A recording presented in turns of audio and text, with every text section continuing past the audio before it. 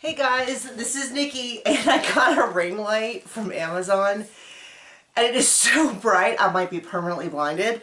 And I'm super excited for you guys to see the underlying bone structure of my body because it's just so bright. But I also got my special t-shirt on, and for the long hair people, I got my hair down, see? I have a very specific subset of people who follow my channel for my hair, so everyone welcome. If you haven't seen my RuPaul's Drag Race this is season 2, episode 3, World's Worst. If you haven't seen my recap, then I don't have fancy editing. I don't have fancy graphics. I don't have any inside view into the world of drag, but my review is one of the first uploaded on YouTube because of that. So just you can hang out here until all the really good recaps are up. I think my recap is good, it's just not fancy. And I have been watching the show since the very beginning. I saw the very first season, so at least I've been here a long time. This is sometimes all that matters.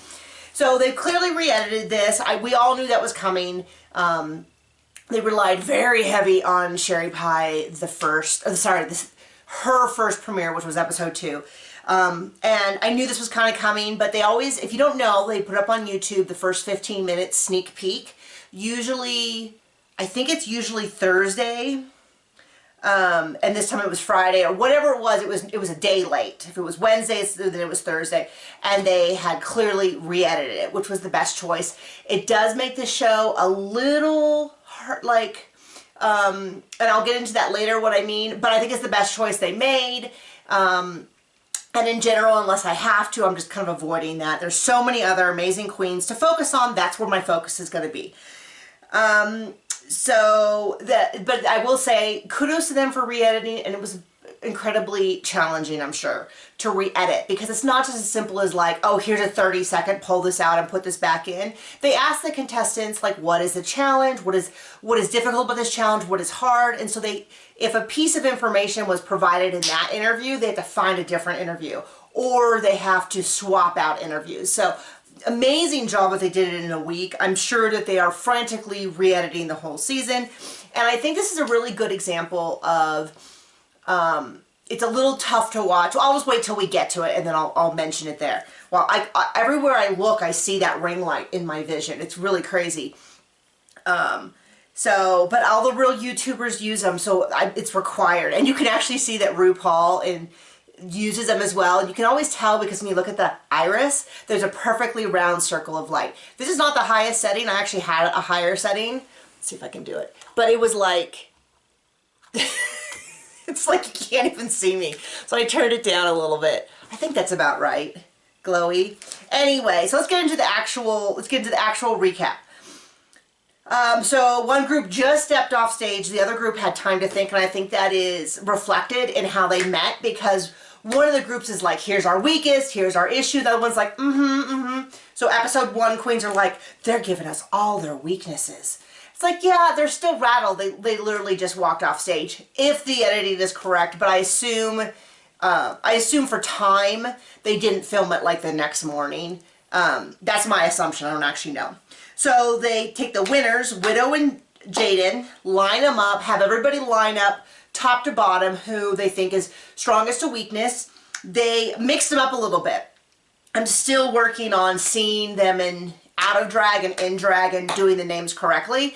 Finally got there. So Widow put Sherry at the top, Jan, Dahlia, Rock, and then Aiden at the bottom.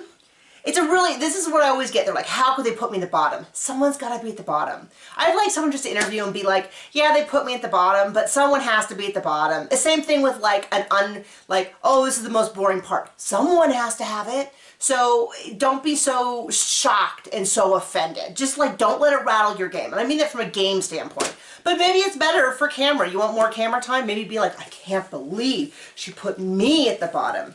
And then Jaden put Gigi, Britta, Nikki, Jackie, Crystal, Heidi. I was kind of surprised, but then I don't know how you would rearrange. Do I think Heidi and Aiden are at the bottom? Do I think Heidi's at the bottom? No. And I think this was Heidi's been kind of a sleeper because, and I said this in the first premiere where I was like, oh, it was a little rough here, and then you watch the performance and you go, this is not This is, you know, like her, because her headdress fell off. This is not a bad performer because she killed it in the performance. And Heidi is like steadily moving up. I like her a lot, which is, you know, if you watch my reviews, I tend to lean toward entertaining queens. And you go, well, yeah, of course they're meant to entertain people. Yeah, but are they all really meant to entertain? Or are they all, or some of them just meant to be beautiful and sexy? Doesn't do much for me. Sorry. Beautiful and sexy is, with the exception of someone like Raja, who has a really strong point of view and a really interesting take on appearance. And of course, no one's going to say that Raja is not interesting when we watch, oh gosh, I just forgot me, her YouTube series that she does with Raven. Fashion Photo Review. So no one's going to say that Raja's not interesting, but more so a look queen, but so much more than that. Anyway, I'm getting off track. So, so anyway, this is the, you know, Widow, Jada, you guys are team captains, and Rock and Aiden, they said you're the bottom, but you're the, you know, you're also team captain. So they go through and pick. Aiden picks Sherry and Britta, which we'll see wasn't the best idea, but it's very clear that they think that Sherry is a top performer. And this really, well, okay, for me, I don't know how I would have felt if I hadn't known about it. Because obviously the fact that the allegations, and I was just saying allegations because I don't know how else to say it. There doesn't seem to be any question that the allegations are true. But the stuff that came out, of course, colors your view. You're like, oh, that's, I don't want any part of them. I don't think I would have been into Sherry as much as the other queens were. And I think you see that every season. You see a season where Rue really gloms onto someone and the queens glom onto someone and the viewers do not. You can call me out if you disagree, but like I think Roxy was someone that the viewers weren't in love with, that, you know, made it into the final 3, so was stronger, but to where the viewers were kind of like, okay, not to say that Roxy's a bad queen, because we are talking about people who made it onto Drag Race, and we're talking about, it's just a matter of Rue felt it was here, and the viewers thought it was just here. That's just my opinion. You can totally disagree with me. And based on some of the likes and dislikes, some of you do disagree. So anyway, Aiden has Sherry and Britta. Heidi gets Jackie and Gigi. Widow gets Nikki and Crystal. Jada gets Jan and Dahlia. Rock was left out, and I'm going to give Rock some advice. Heidi, Jackie, and Gigi were like, come on our team, come on our team. And she picks Jada, Jan, and Dahlia because, I think because she thinks they're stronger. I'm going to teach you a life lesson, which I never learned in school, but I should have, which is like, if there's cool people who want to spend time with you, who value you, and then there's the cool people, don't join the cool people. Don't join the cool people. Take the people who genuinely see your worth, because they are good people who are going to, assuming they're good people, like if these are like terrible people, then ignore this. But in general, if there are good people, I think of all the nice people in school who thought I was funny and cool, who were like, come sit with us, come join us at our table. And I was like, no, I want to go over there with those people who don't like me. Like, I'm just telling you, she should have been much better off with, they got through fine. But Heidi, Jackie, and Gigi were, for me, the strongest by far group. They were the funniest. They were the ones where I kept watching to see what they were going to do next. When I thought the joke was played out, they flipped it and did something new. And then when I kind of thought, okay, I get where they're going, they kind of added a little button on the end, as I think stand-ups call it. But the idea that, I thought that was the strongest group by far. They didn't win, which kind of surprises me. But this is where I think maybe, well, we'll get into that. I'm sorry, I keep wanting to jump ahead. So anyway, Rock goes with Jada. Rock wants to be the apple. Jada's saying, I'm not going to take, you know, I'm taking the apple. I get it. You know, I really like Rock, but I get it. You know, Jada's the team captain, is more at risk, wants to have a role that they feel they can do well at. You know, I can't really blame them, but this is not, Rock is like, these people were so supportive, and I'm like, girl, these people were not supportive of you. Like, they didn't pick you, and it was down to 2 people, and they didn't pick you. Go with the people who like you, because you're awesome. And I think Heidi, Jackie, and Gigi can see that, so go with them. That's just my life advice, okay? So, they get into it. So Heidi, Jackie, and oh, I wrote Blanca. I was like, who's Blanca? That was the character. Gigi, I just wrote so fun. They were old ladies. The premise was that Gigi dies. They do their little interview. Gigi dies. And they kind of Weekend at Murray Gigi through the thing, you know, tape the hands. Well, then at the very end, when they get accepted to Hollywood, the other two die. And Gigi and then Ross is like, you're a star, you don't need him, and drags him out. And I thought it was really good. I was a little worried for Gigi because Gigi was dead through the whole thing, and I was like, ooh, that's not good from a performance standpoint, you know, like, oh, you were the dead body, you did it so well. But then at the end kind of got her solo moment, which I felt evened it out. I thought everyone had these really good moments. They were really balanced. They were a true trio. I thought they were a shoo-in. I didn't even write anything about some of the other groups. And so it was really confusing to me that they didn't get more accolades on the main stage. So Crystal comes out, there's squirrel counts. Crystal's makeup was so distracting to me. Now I know I actually don't have a problem, and I'll get to this a little bit more in the runway. I don't have a problem with Crystal having really stylized makeup. But I think within these challenges, it's a good idea to tone it back for the challenge. And if we're going to use someone like Trixie, who has very stylized makeup, if you go back and watch, like when Trixie did The Bitchler, I think that was the name of the challenge, where she plays a MILF, I think was what her character was. She toned down her makeup for that. So I think that's how you do it. You do it on the runway, you fully embrace your look. And for the mini challenges, you kind of have to show like, oh, I know how to do other makeup, but that's not my style. And so I think it's so hard because you want your voice to come through on everything, but you also need to show a little bit of versatility so that you're not on one note.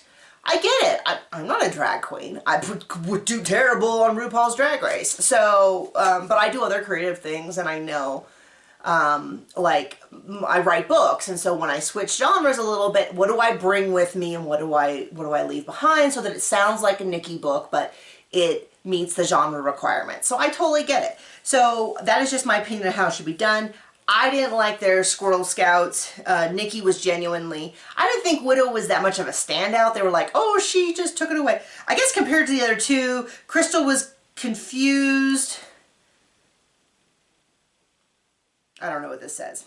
Oh, I just said, where is this going? It didn't make a lot of sense. It didn't seem to have a joke, an improv. They talk about like the game, which is depends on what school of improv you go to.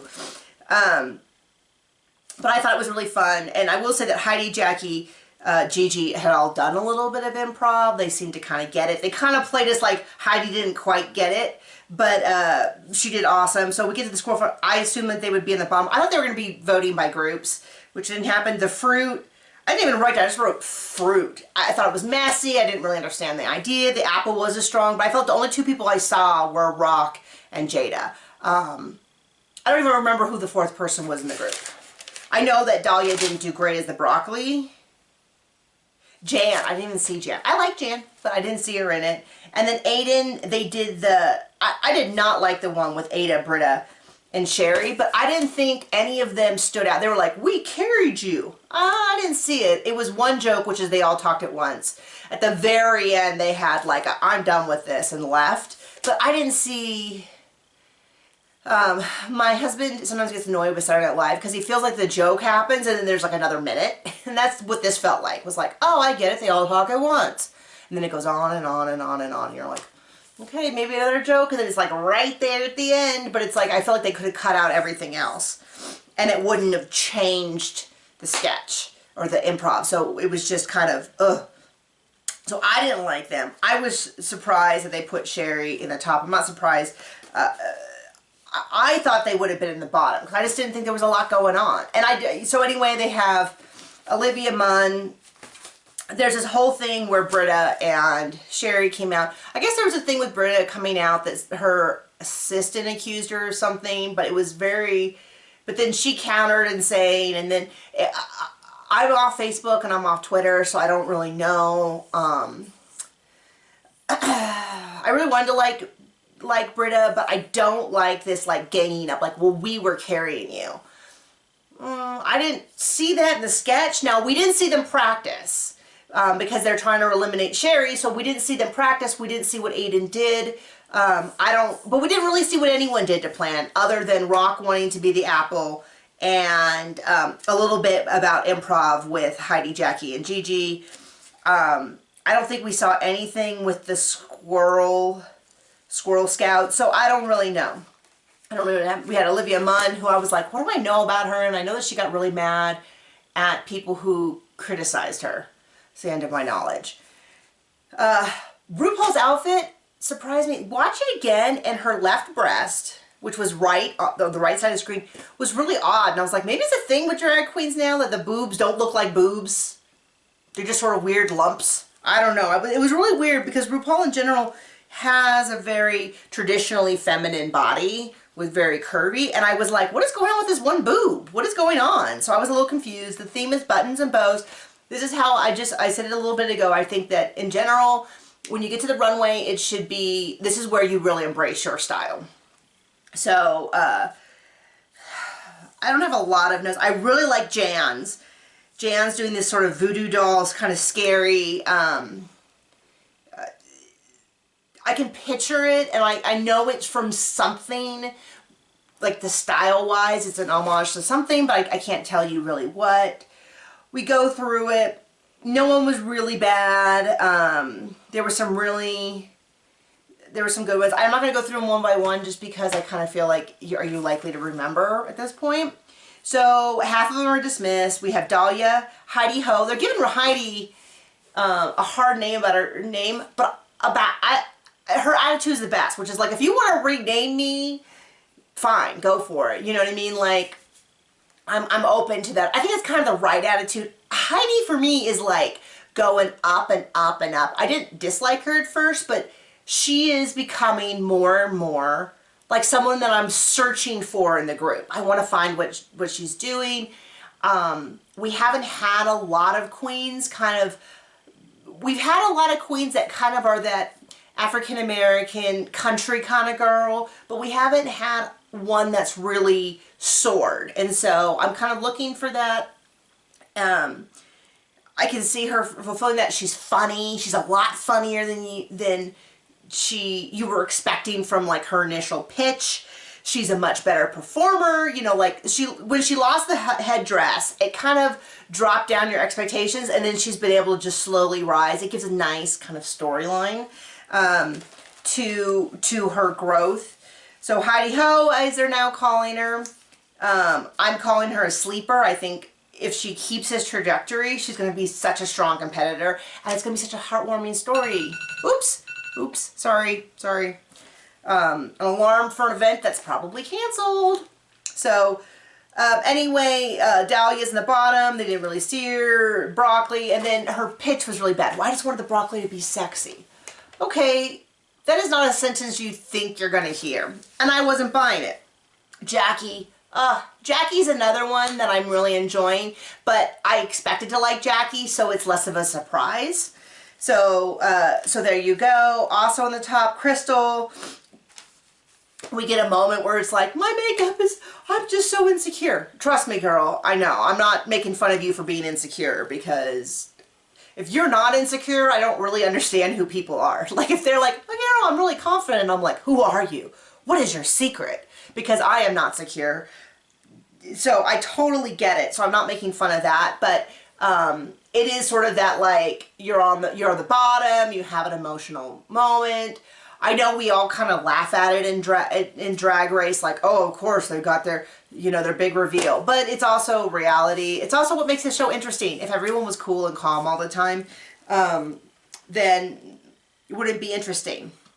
So, and I don't agree. So Ross was kind of like, we need something different with your makeup. My critique is specifically for the challenges. So if we're going to see the exact same face every single week, it's kind of the equivalent of don't rely on your body, don't rely on that pretty face. It's kind of like also don't rely on that unusual face. So I get it, like in the Girl Scout Squirrel Squirrel Scout maybe have mixed, that would have been time to like tone it down, make the lips a little smaller, whatever. So it's not, I found it a little distracting, but I don't necessarily agree that the runway is someplace they should change it. I think the challenge is.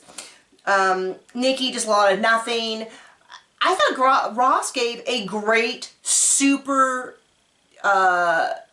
useful critique. I'm trying to think of the word. Like actionable. Like instead of being like, yeah, English, you're not very great with English, figure it out. Gave a great example. Charo. Charo was here. You're French, you're having a problem with the language, feel free to occasionally break into French. And I'm like, that is a great critique. That is super useful. It is something recognizable in that you see it like on Modern Family with Gloria. You see it, you've seen it in other characters where they get to a point where they get frustrated, they speak in their native language. It's kind of like, okay, it'll be easy for the viewers to understand, and it'll give you something to do other than stand there and I feel it. Like, I recently met David Sedaris, and I was so excited, and I waited in line for like 4 hours. Well, like 2 hours.